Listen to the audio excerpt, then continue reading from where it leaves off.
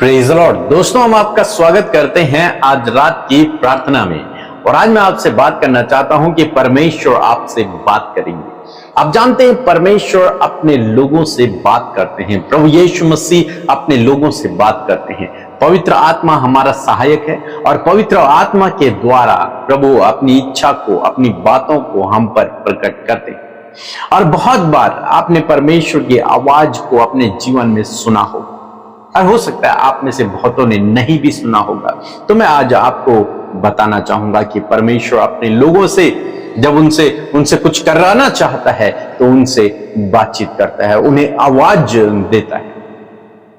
हम सैमुएल के जीवन में भी देखते हैं कि परमेश्वर ने सैमुएल को आवाज दी, उसने स्पष्ट रूप से आवाज को सुना और तब परमेश्वर ने उससे बातचीत की। परमेश्वर इसी प्रकार से आपसे भी बातचीत करेंगे। आप में से बहुत सारे लोग हैं जो परमेश्वर की आवाज को सुनना चाहते हैं, जो चाहते हैं कि परमेश्वर हमसे बात करे, किसी न किसी तरीके से परमेश्वर हमसे अपनी योजना को, अपनी इच्छा को बताए। तो आज मैं आपको बताऊंगा कि परमेश्वर कैसे आप पर अपनी योजना को, अपनी इच्छा को प्रकट करेगा। यहां पर निर्गमन की किताब जब हम लोग पढ़ रहे हैं, उसके 3 अध्याय को आप पढ़ेंगे। यहाँ पर मूसा के विषय में हम लोग देखते हैं कि मूसा जब मिस्र देश से भाग निकला तो वो मिद्यान देश में रहने लगा। वहां उसकी शादी हुई और अपने ससुर की वो भेड़ बकरियों को चराने लगा। तो जंगल में रहता था और वहीं भेड़ बकरियों को चराया करता था, वहीं उसका परिवार बस गया। लेकिन एक दिन कुछ इस प्रकार से हुआ कि जब वो भेड़ बकरियों को चरा रहा था तो लिखा एक पद में कि वह उन्हें जंगल की पश्चिमी ओर होरेब नाम परमेश्वर के पर्वत के पास ले गया। भेड़ बकरियों को कहां ले गया मूसा? लिखा है होरेब पर्वत के पास। और विशेषकर यहां पर एक शब्द आया है परमेश्वर के पर्वत के पास। परमेश्वर के पर्वत के पास मूसा अपनी भेड़ों को लेकर गया और जब वो वहां पहुंचा तो उसने क्या देखा? एक झाड़ी है और वो झाड़ी जल रही है, उसमें आग लगी हुई है, लेकिन वो झाड़ी भस्म नहीं हो रही, आग बुझी नहीं रही है। वो आग, उस झाड़ी को आप जानते हैं, जब कभी आग जलाई जाती है, कहीं पर भी किसी भी झाड़ी में आप आग लगाएंगे तो कुछ समय तक बहुत तेज आग जलेगी, लेकिन उसके बाद क्या होगा कि जैसे जैसे वो झाड़ी जल जाएगी तो आग भी अपने आप ठंडी हो जाएगी। लेकिन यहां पर कुछ इस प्रकार से मूसा देखता है कि वो झाड़ी जल तो रही है लेकिन वो जलती ही जा रही है, वो भस्म नहीं हो रही, वो समाप्त नहीं हुई। जब काफी समय बीत गया और वो देख रहा है ये झाड़ी जली रही है, तो उसने सोचा क्यों ना मैं इसके पास जाऊं। और तब मूसा उस झाड़ी को देखने के लिए कि जल क्यों नहीं रही है, उसके पास जाता है। और जब उसके पास जाता है तब परमेश्वर उससे बातचीत करना शुरू करता है। यहां पर कुछ बातों को मैं आपको बताना चाहूंगा। पहली बात कि मूसा एक ऑर्डिनरी व्यक्ति है, यहां पर एक साधारण मनुष्य। हालांकि इससे पहले वो राजकुमार के भांति राजमहल में रहा है, लेकिन आज जब हम उसके विषय में पढ़ रहे हैं तो एक साधारण मनुष्य, भेड़ बकरियों का चरवाहा वो है। हो सकता है थका हुआ, हारा हुआ, निराश, चिंतित भी हो, डरा हुआ भी हो, क्योंकि इसने अपने पास्ट में क्या किया है? एक मर्डर किया है। अपने पास्ट में ये कहीं से भाग कर आया है, कुछ गलत काम इसने किए हैं। गलत काम क्या है? इसने किसी का मर्डर कर दिया। वो किस लिए? ताकि हमने पढ़ा था कि अपने इजराइलियों को बचाने के लिए उसने किसी मिस्री को मार दिया। तो इस कारण हो सकता है ये जंगल जंगल भटक रहा है और डरा हुआ भी हो।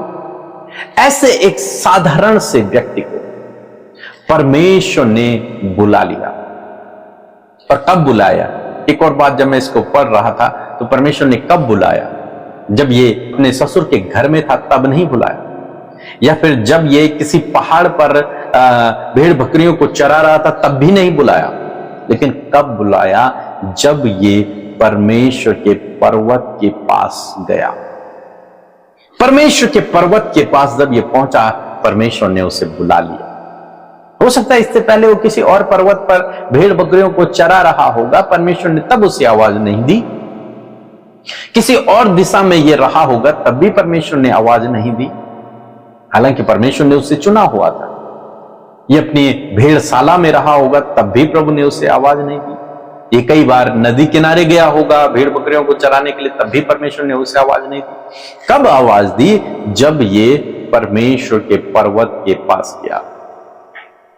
तो आपको परमेश्वर आवाज देंगे, आपसे परमेश्वर बात करेंगे, आपको परमेश्वर एक चिन्ह दिखाकर बात करेंगे। यहां पर दूसरी बात हम लोग देखते हैं कि एक चिन्ह परमेश्वर ने उसे दिखाया कि झाड़ी जल रही है पर भस्म नहीं हुई, समाप्त नहीं हुई है, जलती चली जा रही है। तो यहां पर हम देखते हैं कि परमेश्वर आपसे बात करेंगे जब आप परमेश्वर के पर्वत के निकट जाएंगे। अब वो परमेश्वर का पर्वत क्या है?